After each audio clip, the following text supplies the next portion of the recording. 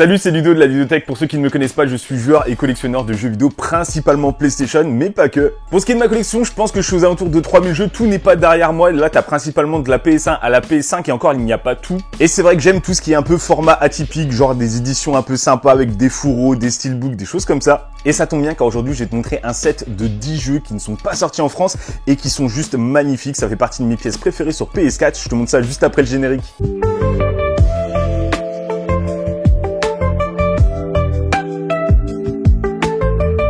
Les voici, les voilà, la collection Only on PlayStation, c'est son nom, c'est un produit officiel PlayStation et c'est sorti uniquement en Angleterre, malheureusement ce n'est pas sorti chez nous. Petite précision, non seulement c'était une exclusivité anglaise, mais au-delà de ça c'était uniquement trouvable dans les magasins Games dans ce pays. C'est sorti en 2019 pour fêter les 6 ans de la PS4 et ça reprend les 10 plus gros succès de cette console à ce moment-là. Alors ce qui fait la grosse particularité de ces éditions, c'est tout simplement l'artwork avec le fourreau qui sont vraiment exclusifs et à l'intérieur on va retrouver un jeu tout ce qu'il y a de plus standard, il n'y a rien de plus sur les versions à l'intérieur. Alors là on est sur Uncharted 4, c'est pas mon opus préféré mais regarde-moi la dinguerie du visuel, c'est juste incroyable. Donc ça reprend toujours un fourreau qui sera beige avec une couleur prédominante sur le devant et une cover totalement exclusive. Dans ce set, on va retrouver également Bloodborne. Alors la cover est plutôt simple sur celui-ci, même si le jeu ne l'est pas du tout. C'est un jeu qui est quand même assez dur, un jeu de From Software, donc un Souls-like tout simplement.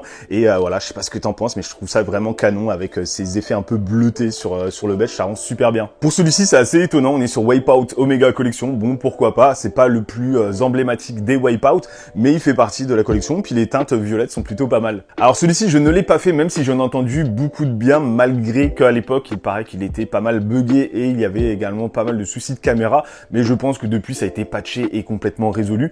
Là on est sur The Last Guardian, donc avec Trico, la petite créature qu'on voit en fond, et apparemment c'est une histoire qui est ultra touchante. Légendaire saga de la PS2 avec ce Ratchet & Clank, c'est vrai que c'était trop bien sur PS2, PS3, PSP. Il y a un opus sur PS4 qui est celui-ci, donc voilà, ça ressemble à ça à l'intérieur et la jaquette est juste trop belle. Je crois que le jeu est plutôt pas mal, il a d'assez bonnes critiques et la jaquette juste est trop classe, je la trouve vraiment incroyable, je sais pas ce que t'en penses. Là on est sur un gros morceau avec ce Shadow of the Colossus, la jaquette est juste sublime avec ce colosse en fond et un fond tout vert, franchement elle est juste incroyable. Le jeu de base est sorti sur PS2, il a été porté sur PS3 en HD avec une compilation avec Ico et ça a été remasterisé, donc cette version-ci sur PS4 et le jeu est juste une dinguerie, franchement fais-le. Là on est sur ma cover préférée avec ce Marvel Spider-Man, je suis dessus actuellement, alors j'ai toujours pas fini, il faudrait que j'y retourne d'ailleurs et là franchement c'est juste ma cover préférée avec cette teinte mat en fond, l'araignée qui ressort en brillant, franchement je la trouve juste canon et le jeu est vraiment très bien. Pareil, si tu ne l'as pas fait, n'hésite pas, fonce, tu peux y aller les yeux fermés.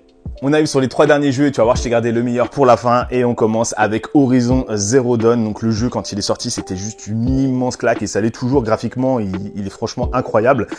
L'histoire pareil, elle est juste trop bien, donc on y retrouve Aloy. Et le truc qui est bien c'est qu'on n'est pas sur n'importe quelle édition mais la complète édition, donc à l'intérieur tu vas y retrouver tous les DLC intégrés directement sur le CD. God of War 2018 avec une magnifique cover avec Atreus et Kratos. Ce jeu était juste une révolution, clairement. Il était graphiquement, en termes de violence, c'était juste incroyable.